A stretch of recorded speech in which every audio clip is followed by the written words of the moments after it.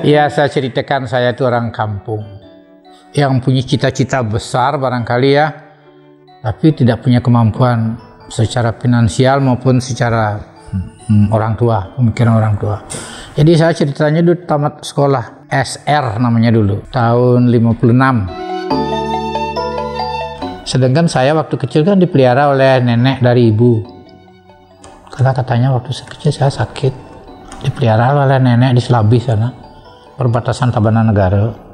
Sudah gitu 6 tahun baru ke Klating, sekolah mulai kelas 1. Sosok ayah itu orangnya jujur, orangnya tradisional sekali. Cuma tukang jahit, disiplin aja. Kalau ngomong Indonesia nih ya, gitu kerjaanmu malu dong minta makan gitu. Kalau kami bikin pagar harus kenceng. Kalau bersihkan gulma di sawah harus bersih, sungguh-sungguh tangannya harus mencengkeram. Kalau nggak begitu, Johari sih ngide nasi kita bahasa Balinya. Malu dong. Saya ingat-ingat terus. Harus sungguh-sungguh. Segala sesuatu yang harus dikerjakan harus sungguh. Tamat sekolah rakyat, SMP, mau lanjutkan nggak boleh. Karena menurut orang tua saya nanti tidak ada orang yang diajak pergi sawah nyangkul. Terus saya bilang kalau di rumah aja gimana, tidak apa-apa nanti kan bisa ke sawah gitu. Nah akhirnya saya tidak bisa terima itu, diam-diam saya sekolah. Jadi bersekolah dengan caranya gimana? Saya kebetulan bisa menjahit baju. Jadi tek-tek teman-teman sekolah jahit di saya, duitnya bayar uang sekolah. Sampai kuliah. Setelah kuliah ya selesai, tapi cuma di akademi dulu, akademi maritim. Karena awalnya kuliah di Fakultas Kedokteran, lulus nggak bisa bayar waktu itu kalau nggak salah 50.000 ya. 50.000, sawahnya bapak dimintain tolong digadekan, dapat uang 13.000. Nggak bisa ya sudah sekolah akademi maritim karena bayarnya 10.000. Sekolahlah akademi maritim. Sekolah akademi maritim jadi membiayai diri itu dengan bekerja di tempat tukang jahit. Malah punya mesin jahit, jahitlah di tempat kos. Dan langganan tambah banyak dari kantor gubernuran, dari kantor Pelni, di mana. Selesai sekolah itu kerja sekarang. Kerja pertama di Pelni. Waktu itu Pak Rekso orangnya baik banget. Baik banget orangnya, saya itu orang lugu. Disuruh kerja malam ngitung semen, tek. Jam 12 malam. Nah itu lama-lama saya kan pingin yang lebih bagus lagi, pindah ke airport. Nah gitu saya disuruh sekolah Bumsaken karena di airport tuh syaratnya harus punya ijazah Bumsaken. Lama-lama jadi manajer sana. Saya bilang baik-baik bahwa saya ingin lebih maju lagi. Akhirnya saya kerja di konsulat Australia. Begitu konsulat Australia baru 2 tahun, duitnya banyak tuh. Saya pikir sudah kalau gini-gini terus beratnya gitu. Saya permisi, saya bilang mau pulang kampung, saya mau jadi bendesa gitu. Wayan, kamu bodoh ini orang susah nyari di sini, gajinya besar, kamu kok mundur gitu. Ya panggilan desa nggak bisa dihilangkan. Padahal cita-cita sebetulnya enggak, cuma dapat undangan menjadi peserta untuk pemilihan kepala desa. Saya punya cita-cita untuk dagang gitu. Iya, duitnya dari gaji-gaji itu saya bisa beli toko di Watu Renggong. Sampai sekarang masih ada. Buka toko. Setelah buka toko, berkembang, buka apotek di Bangli. Karena saya jadi waktu itu jadi pengurus dagang obat yang di Bali itu. Jakarta dilihat Kabupaten Bangli tidak ada apoteknya satupun, bukalah saya di sana. Nah sekarang setelah rame apoteknya di Bangli, mulai dah banyak apotek, sekarang udah banyak. Dari sana terus buka apotek di beberapa tempat saya, di Kapal, di Wangayo, di Kartini, di Sumbawa, di mana-mana. Oke, jalan. Setelah itu pikir-pikir kita harus punya PBF. Waktu itu cari izin PBF susah banget. Adalah Pak Hartawan Mataram Bupati Buleleng punya izin PBF dia. Ini akhirnya saya nawarkan diri bisa bantu pegang PBF-nya gitu. Setelah pegang PBF-nya kan PBF itu perlu modal karena PBF perlu kepercayaan dari pabrik-pabrik. Pabrik ini kan gitu. Waktu itu PBF masih sedikit di Bali, kira-kira ya ada 7 lah PBF-nya. Lain dengan sekarang udah 100-an lebih ya.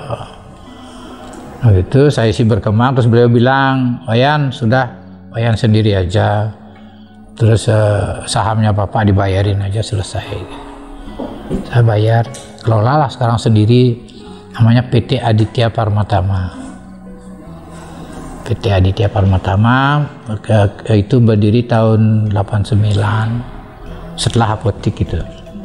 Jadi begitu Aditya Parmatama, saya keluarkan ilmu saya, pendekatan ke pabrik-pabrik.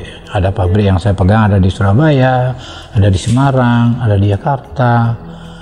Ya begitu pabrik sangat tertarik, saya pegang banyak pabrik. Tapi yang paling menonjol itu namanya Coronet Crown, Nuparindo, Adi Usada. Itu yang paling banyak kita pegang barangnya dulu. Setelah kita pegang barangnya itu, kelihatannya berhasil gitu ya, paling 2 tahun kan kita ditarget untuk wilayah Bali, berhasil. Jadi setiap berhasil adalah penghargaan berupa jalan-jalan ke luar negeri. Saya akhirnya berpikir, oh buka cabang di mana, di Mataram. Buka cabang Mataram. Buka cabang itu pertama kontrak tempat, ada berapa tahun, 2-3 tahun beli tempat. Cuma kecil-kecil lah, cuman 10 are gitu. Di Kupang buka, di Flores buka, Surabaya buka. Tuh dulu. Begitu juga apotik yang saya bangun di Jalan Kartini, sampai sekarang masih ada. Di Bangli masih ada. Malah saya bawa adik cewek dulu ke sana ke Bangli, taksir sama anak Bangli, nikah, sekarang udah punya cucu. Masih di Bangli. Tuh. Karena perkembangan bagus di sini PBF saya, ya lumayan lah. Percayaan pabrik terutama untuk saya distribusikan barangnya dengan sungguh-sungguh, karena saya pikir apa yang saya distribusikan, kepercayaan tidak boleh hilang. Pertama kali kita harus bayar ke pabrik dulu, karena kalau pabrik tidak percaya, barang dari mana? Setelah dapat bayar ke pabrik, ada keuntungan sesuai dengan catatan, baru kita bayar pakai biaya operasional.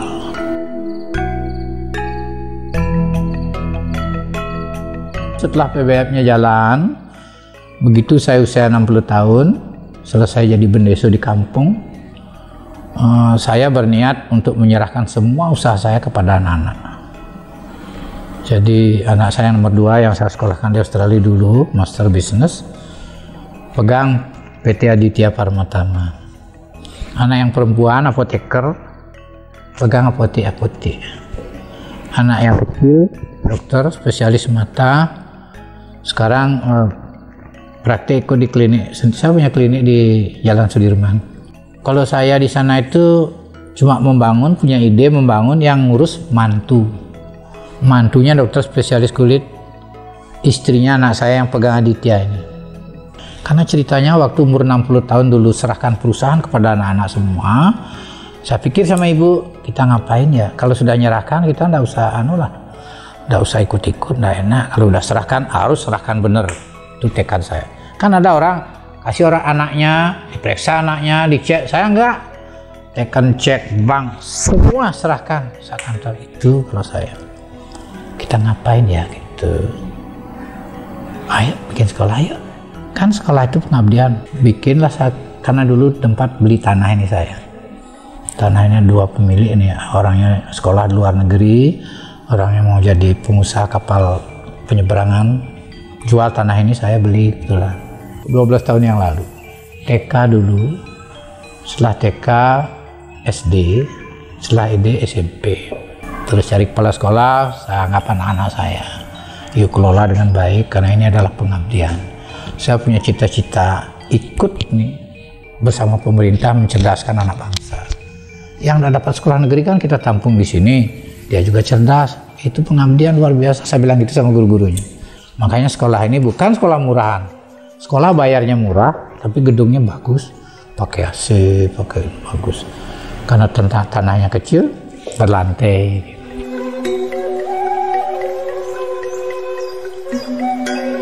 Kami di sini Yayasan Pelangi Dharma Negara. Dulu saya dapatkan di Trowulan. Waktu saya nginep di rumahnya Pak Asmuni, jadi terpikirlah bikin apa, Yayasan Pelangi Dharma Negara. Karena saya ingin mendirikan pendidikan yang tidak memandang suku, ras, dan agama, apapun keyakinannya. Semua itu anak bangsa. Bikinlah sekolah.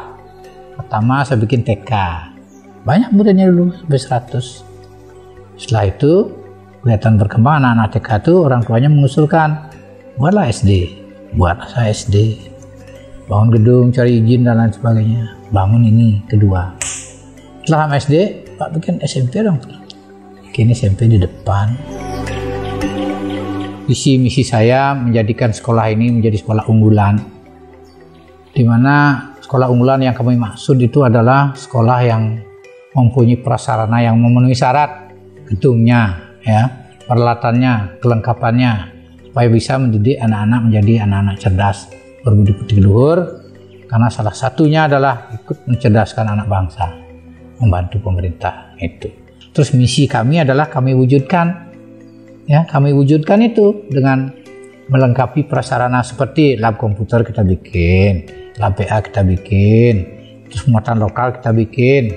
Itu bukti bahwa misi kita sudah laksanakan, melengkapi visi yang kami miliki supaya bisa dipenuhi dalam jangka pendek maupun menengah.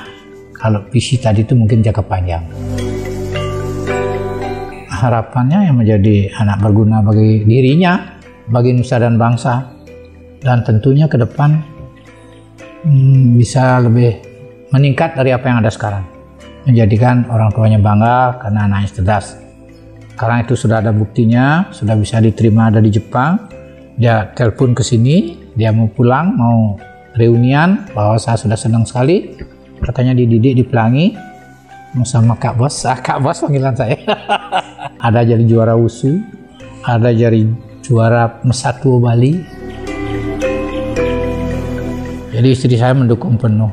Saya tahu dia sayang sama saya. Kalau pergi ada sesuatu dia khawatir gitu. Apa-apa khawatir. Apa ya namanya? Apa yang saya bilang ya? Sayang keluarga dia. Saya juga sayang keluarga. Buktinya saya punya adik lagi 7. Dia ada punya adik. Dia semua sayangnya adik saya. Dia sayangi, saya bangga. Bangganya kenapa? Karena kan ada orang kakak iparnya tidak senang sama adik-adiknya, apalagi saya yang biayai. Dia enggak. Dia malah dia mendorong, ya bantu. Saya juga maturan di mana-mana di Purwodadi kan didorong sama ibu. Sebetulnya kalau urusan nasib saya tidak pernah terlalu jatuh gitu, tidak pernah, saya biasa aja. Karena dari awal mulai bekerja, semua pihak menyayangi saya, ya semua orang percaya asal apa yang saya kerjakan.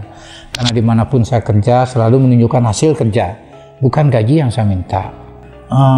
Karena saya punya prinsip begini, pernah istri saya bilang waktu mulai buka toko itu, beli kalau berhenti kerja, buka toko, nanti kalau tidak punya uang beli makan gimana caranya? Ya udahlah, kalau tidak bisa makan 2 kali, sekali aja, saya bilang gitu. Harus yakin, tekun nih, selalu saya ngomong gitu. Semua saya latih gitu, adik-adik, anak-anak, semua saya latih gitu. Itu artinya yang bikin saya sulit itu cuma sakit saja. Saya pernah sakit dulu, sakitnya keras lagi, karena mungkin kerja all day all night, setengah mati. Akhirnya saya mengalami kesakitan. Saya terus berdoa supaya cepat sembuh. Saya sakit pulang dari Surabaya, naik mobil sakit pinggang saya. Saya nggak ngerti banyak, saya pasrah aja. Diambil terus kistonya maunya, ternyata katanya ini kan saya harus diambil ginjalnya gitu. Itu tahun 90. Ambil ginjal saya 1. Terus 3 tahun saya bengong aja, kerja juga nggak pikir saya. Tapi perusahaan kan jalan, tidak sekeras waktu saya sehat.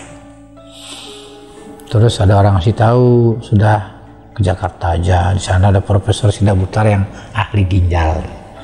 Jakarta saya. Tidur di sana, ada saudara di sana. Pak, bisa nggak minta riwayatnya kenapa sampai dia dipotong ginjalnya? Oke, saya pulang ke Bali, nggak dikasih. mungkin salah itu, tak dikasih, dia malah marah-marah dia. Oke, saya enggak juga ikut marah. Jakarta balik, dok, enggak bisa dok, katanya ini enggak boleh saya ambil, kata itu adalah dokumen rumah sakit. Beliau enggak mau ceritakan gitu. Oh ya kalau gitu, sudahlah. Jadi akhirnya sampai kayak saudara Profesor Sidabutar itu. Terus menjelang beliau tiada, beliau bilang, di Bali ada murid saya pinter sekali, Prof. Switra.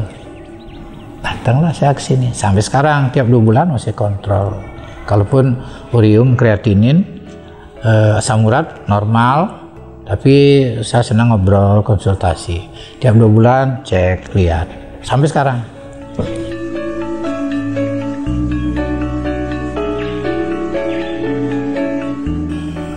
Ya saya sebetulnya hanya sederhana saja, karena selama hidup, semasih saya hidup, saya ingin berkarya terus untuk menyenangkan dan membantu orang banyak.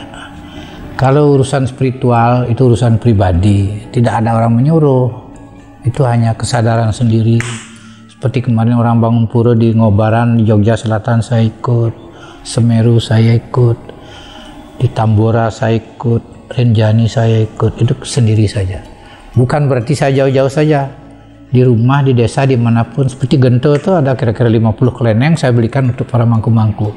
Karena waktu saya jadi pengusaha punya duit tidak untuk diri sendiri, ada untung saya pagi-pagi.